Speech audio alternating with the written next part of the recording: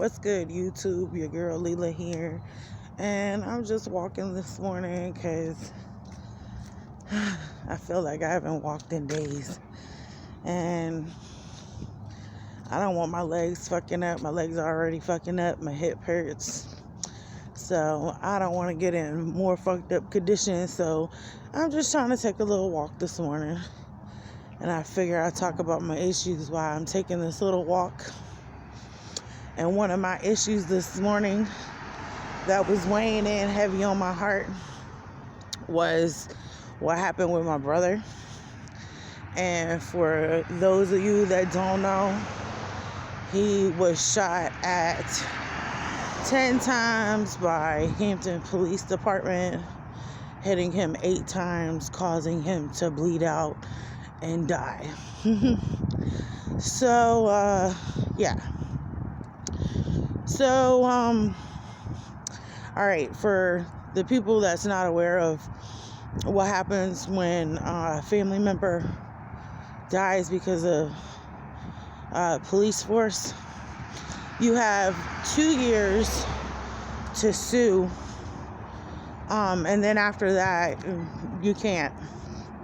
And I just think that it's a little crazy because I know when the police shot my brother, I was crazy. Like, I went nuts. And be honest with you, I didn't know what was going on. I felt like motherfucking, it was bullshit. First of all, foremost, it was bullshit. My heart was shattered.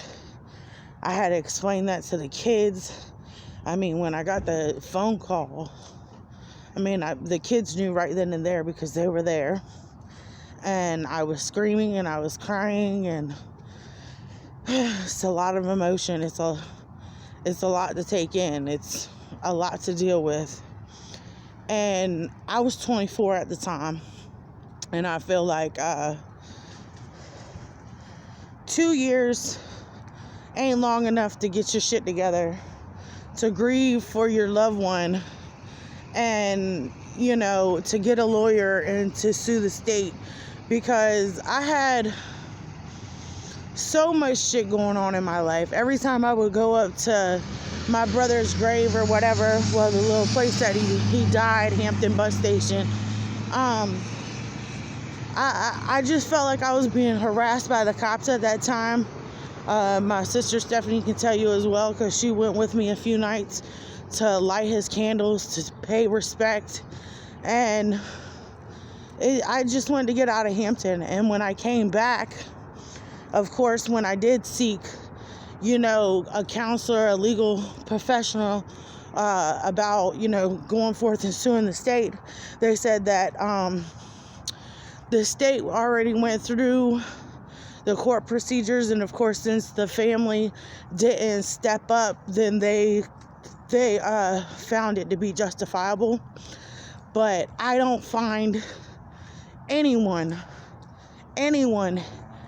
being shot at 10 times, hitting them 8 times justifiable for shit. And I'm just be real with you. I could understand if he was maybe attacking someone, or maybe if I don't know, he came in and you saw him, molesting your daughter or fucking robbing your grandmother. I could understand that. But hitting a car with a baseball bat that you can get your insurance to cover those costs, or even if you do got to come out of pocket, that's just a couple of $100 in restitution. That does not qualify the equal of a man's life. And I'm be real with you, that it does not equal a man's life. I don't give a fuck. So I lost my brother, and of course, a police officer is going to apologize to the press for being in an unmarked squad car, for not having no type of police uniform on, no type of badge or nothing, not even a fucking sash he had on. And I'm just thinking, how did my brother know that you were law enforcement? He couldn't have known. So on top of that, I mean, I just find it bullshit. Let's back up the story a little bit. Let me tell y'all a little bit more about Hampton police officers. I was coming back from the CHKD, got a phone call that my brother had been stabbed, and that they sliced his neck, and they stabbed him other places. I went to my neighbor to find, first of all, where my fucking children were. Second, to find out what happened. You know what I'm saying? So I found my kids. They dropped my kids off with my aunt and uncle. Fine. I fucking talked to the neighbor. The neighbor told me she saw everything. She said that ice cream came, pulled up. Bryant flagged him down. Xavier and Mikkel was picking out their ice cream. The guy from across the street came over, slit my brother's throat in front of my fucking children, stabbed him in the back. She said that she came outside, she took my children, and Brian started walking off. So of course they called 911, and my brother wouldn't stop walking. I don't know if his mental illness kicked in, if he was not here with us at that moment.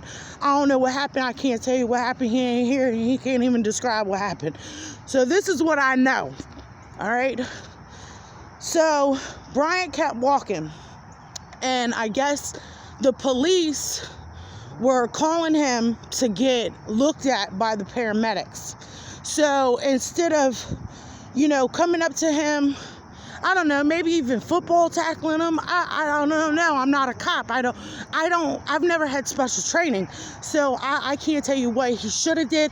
But what I think he should have did is, I think he should have probably football tackled him. Maybe he was already fucking bleeding from his neck. When I got to the hospital, they wasn't even sure if he was going to make it. Okay. Detectives were already there. I mean, it was a lot.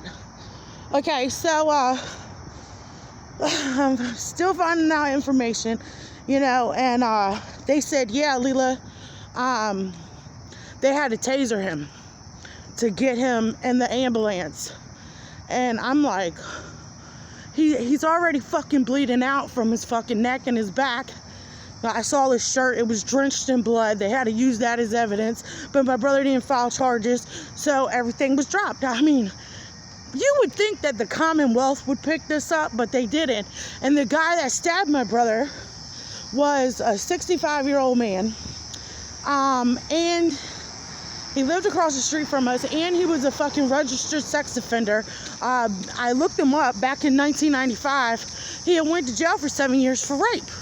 So I'm thinking, what the fuck happened? You know what I'm saying? I don't know. But I know that my brother would have died for my kids. I know he would have did anything for my motherfucking boys.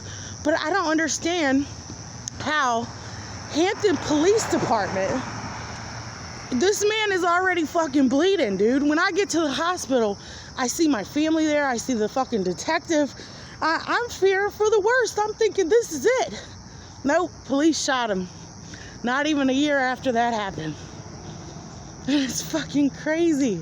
And all I can think to myself is, life happens so fast.